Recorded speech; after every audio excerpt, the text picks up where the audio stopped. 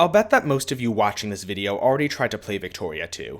I'll also bet that you stopped playing as soon as you encountered menus like this. Or this. Or found yourself having to deal with people like these. I promise, Victoria 2 really is a great game, it's just hard to learn. But that's what I'm here for. Let's jump in. Who are you people? Pops are your population, and the central system of Victoria 2. Nearly every other mechanic revolves around them. Pops live in provinces, so controlling a province means you control the pops who live in it. Each pop has a culture, a religion, and a type. The type is the pop's job. These types are divided into 3 strata. In the poor strata are farmers, laborers, slaves, craftsmen, and soldiers. In the middle strata are artisans, clerks, bureaucrats, clergy, and officers. And in the rich strata are aristocrats and capitalists. To get more pops, you can wait for natural birth, or just conquer places. You can't change pop types directly, they change on their own. However, you can influence change using national focuses. One of the most important things that pops can do is work on RGOs. Let's talk about them. Hey! Quit stalling, get back to work! Goods like grain and coal come from RGOs. RGO stands for Resource Gathering Operation. Every province has one. Artisans and craftsmen turn existing goods into new, more advanced ones. This means you're going to want a lot of artisans. Or better yet, factories.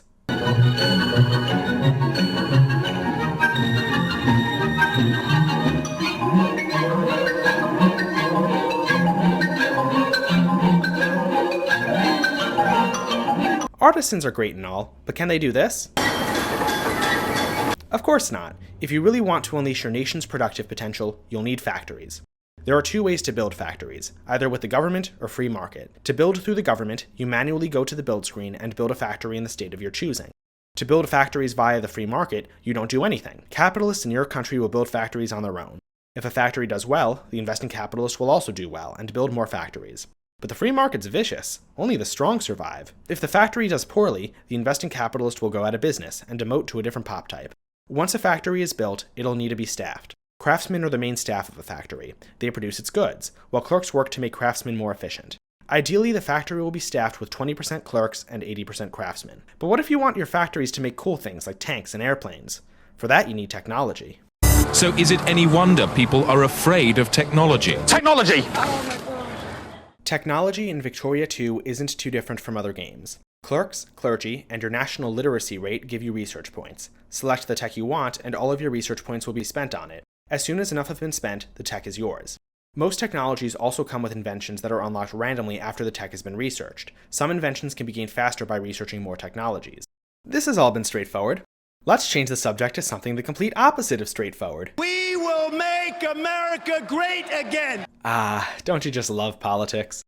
In Victoria 2, politics is dominated by political parties. Each party falls into an ideological category.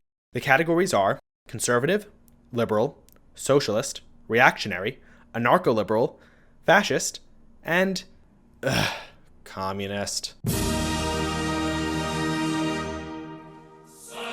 The method for selecting the ruling party varies from country to country.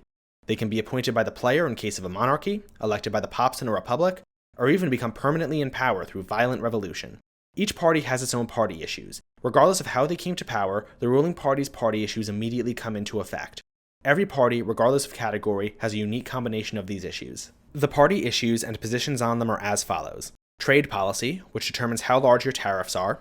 Economic policy, which determines many things, but the most important are tax rates and how factories get built. Religious policy, which affects some game events. Citizenship policy, which affects who can vote. You know, that one doesn't matter much if you're a dictatorship. And war policy, which determines your military budget. In addition to party issues, there are social and political reforms. In the interest of time, I'm not going to go over all of them, but they all do exactly what they say. To enact a reform, you have to meet certain criteria. Generally speaking, a more liberal upper house means more reforms. Once these criteria are met, you may choose to enact the reform. Note that Victoria 2 doesn't simulate government corruption or incompetence, so any money going toward a social program is guaranteed to reach its target. Remember how economic policy affects tax rate? Let's talk about that. Taxes! Taxes! Beautiful, lovely taxes! Income and expenses closely relate to politics. This is because the political parties each have their own tax minimums and maximums. You can set your tax rate by strata, while tariffs affect all strata equally. If your bureaucratic efficiency is below 100%, you won't be making as much in taxes as you should. To fix this, you need more bureaucrats. Getting bureaucratic efficiency to 100% is often the first thing you should do in a new campaign. Something important to keep in mind is that money does not materialize from thin air. It comes from your pops. If you raise taxes on capitalists, they won't have as much money to invest in factories. If you raise taxes on the poor, they may not be able to afford the goods they need and become restless. This means that high taxes can destabilize your country or weaken its economy. The budgets for education, administration, and the military set the wages for their associated pop type. Higher wages means more pops will want to become this better paid type. So if you want more clergy, you should raise the education budget. The same goes for bureaucrats, soldiers, and officers. If your expenses are greater than your income, you will start to spend money from your national savings. If you're out of savings, you'll begin to borrow money from the national banks of both your nations and others. I won't go into detail on how the bank works, but borrowing money basically takes away your pops' savings away from them. This can cause problems, so avoid debt unless it's absolutely necessary. Shall we continue to build palace after palace for the rich? Or shall we aspire to a more noble purpose and build decent housing for the poor? How does the Senate vote? Fuck the poor! Decisions are abilities you can use when their conditions are met. When playing a new country, read its decisions. Some can be very powerful. Events are pop-ups that present you with a set of options. Some of these events are generic and can happen to any country at any time, while others are historically accurate and only happen to specific nations. When you find one, just select what you think the best option is and hope it doesn't destroy your country. You know, since we're on the subject of destroying your country... No, no, no, no, no, no! Conscientiousness is how politically active a pop is. Militancy is how rebellious a pop is. While each pop has their own value for each, the national average is what appears on the interface. Conscientiousness generally manifests itself as demand for reform. Militancy is the bane of new players. It manifests itself as larger and more violent rebellions. If successful, these rebellions will usually force through reforms or permanently change the ruling party. This is how most radical parties come to power, so provoking these rebellions can be a good way to create a radical government. But there's no guarantee it'll be the one you want. Generally speaking, you can keep both conscientiousness and militancy low by making sure your citizens have access to their desired goods, not losing wars, and just generally running things well. Are you feeling it now, Mr. Krabs? Are you feeling it now, Mr. Krabs? Are you feeling it now, Mr. Krabs? Diplomacy in Victoria 2 is quite direct. You open the diplomacy screen with a country and select the offer you want to make them. The game will tell you why a nation will or won't accept the offer. You may notice that some of these options are grayed out. That's because they're for the great powers.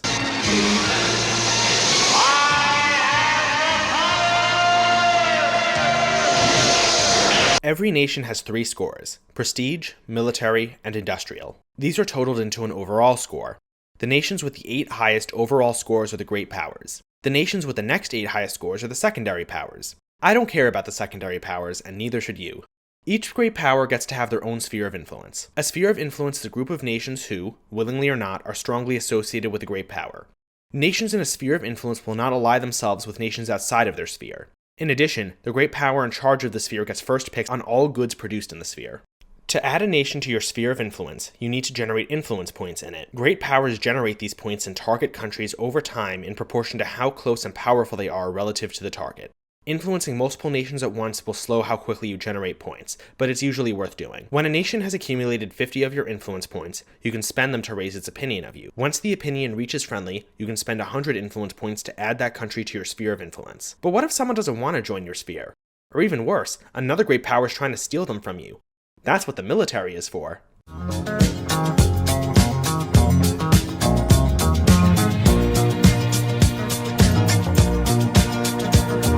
The military is made up of brigades. To build a brigade, go to the army screen and select the type of brigade you want to form. This will take some of your nation's soldier pops. After a battle, a brigade will lose some of its soldiers, so you're going to need more soldiers in reserve to replace losses. Another way to raise troops is to mobilize. Mobilization will take pops from the poor strata and turn them into basic infantry. Remember to demobilize when you're done with them. Mobilized troops don't work their regular jobs. I won't go too in depth into army composition, but I don't want to leave you helpless either. In the early game, you should have armies consisting of 4 brigades of infantry, 5 of artillery, and 1 of hussars. In the late game, go for 8 brigades of infantry, 10 of artillery, and 2 of hussars. This composition is great both when attacking and defending. Now that our army's ready, we can go to war.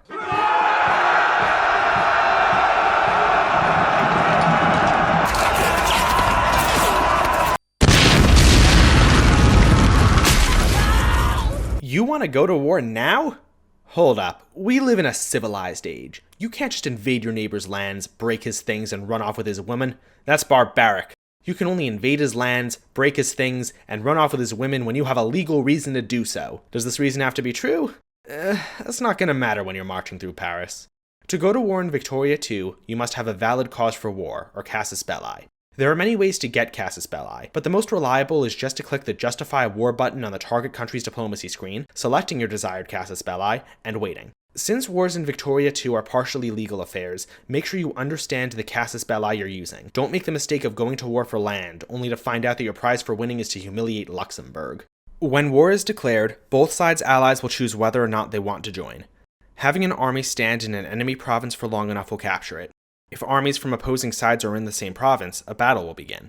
To win the war, a country must accrue war score for their alliance. War score is gained by defeating armies, capturing land, blockading ports, achieving the war goal, or just about anything else that will contribute to the war effort. The war leader is the most powerful nation in its alliance. To end the war leader of one side proposes a peace deal to the opposing war leader that can be made up of the war goal of the casus belli, as well as any additional war goals added during the war. If the offer is rejected, the war continues. If it is accepted, its terms are applied and all the armies can come home.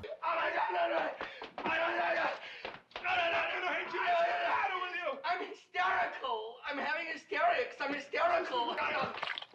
Every state has its own flashpoint tension. A crisis occurs when a state's flashpoint tension reaches 100%. When a crisis begins, two great powers are selected to sponsor each side. If a great power controls the state that caused the crisis, they'll sponsor themselves. The remaining great powers can join a side based on offers from each side's sponsor, or join for their own nefarious reasons. During the crisis, the sponsors may make offers to each other, much like a peace treaty in a war, to peacefully resolve the crisis. If no offer resolves the crisis before the crisis timer ends, both sides form an alliance and go to war. Most of the time, the involved nations cannot call their allies into this war. Let's move on to talk about something that's a very common cause of crises.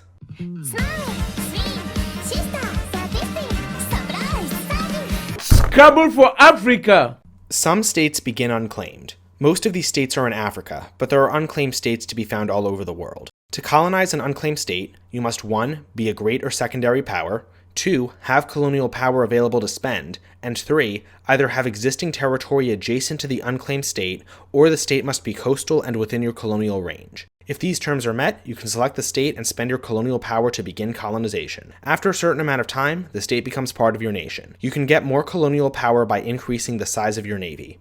If another nation also tries to colonize the same state as you, then a colonial race will begin. All nations partaking in the race can spend more colonial power to get ahead. Whoever spends the most wins the race and gets the state. Some states, including all of Africa, require 3 inventions to be colonizable. The techs who unlock these inventions are medicine, state and government, and breech-loaded rifles. In addition to the inventions of the above technologies, you also must have one of the following technologies: machine guns, economic responsibilities, or naval logistics. Once you have all of this, you'll be able to join the scramble for Africa, and really lend good old King Leopold a hand. How could this happen to me? I made my mistakes. As a consequence of engaging in various aggressive activities, you will accrue infamy.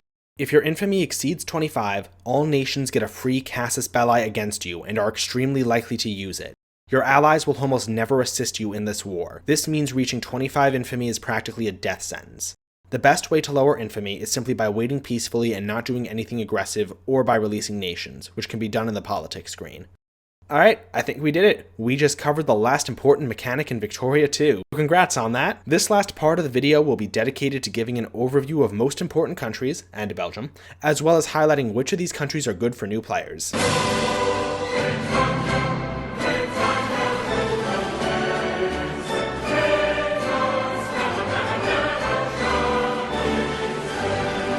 It'd be downright irresponsible of me not to talk about the United Kingdom in a game called Victoria II. The UK starts as, and will likely remain, the most powerful nation in the game. If you have any sense at all, you'll want them as your ally and avoid having them as your enemy. Much of the United Kingdom's power comes from their earlier industrialization and massive colonial empire, both of which will only continue to grow. If you want to play as the United Kingdom, remember not to neglect your navy. You have territory all over the world, and if you can't defend it, you're done for. The greatest danger when playing as the United Kingdom is spreading yourself too thin. I'd highly advise new players not play as the United Kingdom. Wait, That's only at the end of the game. Russia is another powerhouse, but a far less stable one than the United Kingdom. The Russian Empire starts with very low literacy, so it'll have difficulty industrializing early on. Diplomatically, Russia is isolated. Most nearby nations are either weak and don't matter, or are strong and hate you. The only potential allies are far away. With Russia, your greatest enemy is instability. Just a bit of militancy can doom your empire. New players should steer clear of Russia, but it's a ton of fun once you understand how the game works.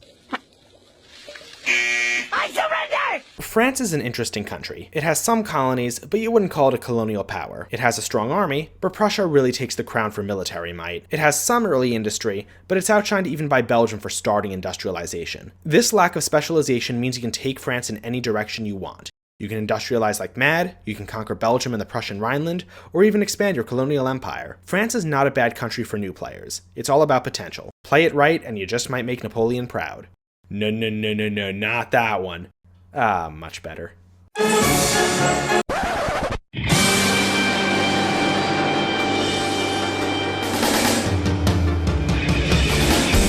Do you want to be the very best like no one ever was? Do you gotta catch 'em all, and by M, I mean the 21 German princes?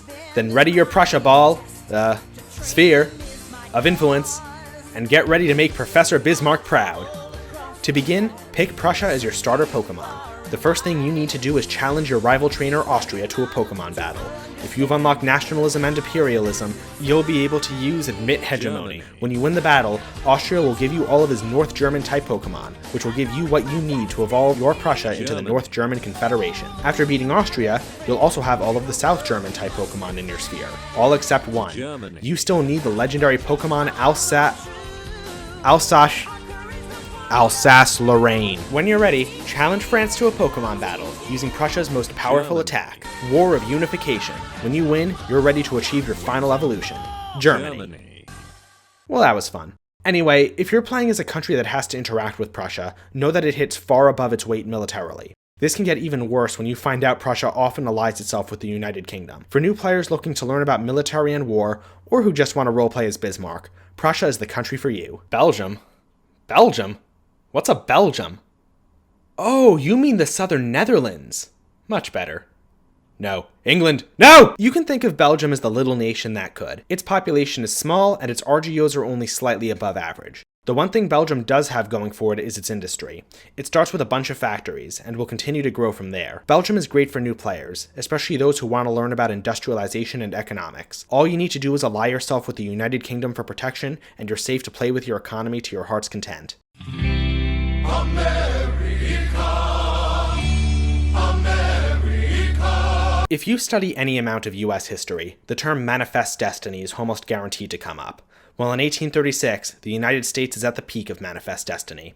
Any game as the United States should start with two priorities: reach the Pacific and secure the Southwest from Mexico. When you research Romanticism, you'll get a bunch of free casus belli against Mexico. Take advantage of this. In addition to manifest destiny, another important event happens around this time. What is that? What the fuck is that? The United States has a large number of events in the lead up to the Civil War. Most of these concern whether a state should be free or slaveholding. When the Civil War happens, you have the option to switch to playing as the Confederate States of America. Playing as the CSA is difficult. If you want to go this route, I recommend you read some guides. The CSA will always be threatened by the far more powerful Union, and European powers aren't going to be interested in helping you. If you wish to remain as the Union, winning the Civil War is quite easy. From there, you can do just about anything you want. For new players, the United States is middling as far as difficulty goes. The biggest challenge is the fact that European powers are unlikely to ally with you, so you'll have to fight your wars alone or with weak South American allies.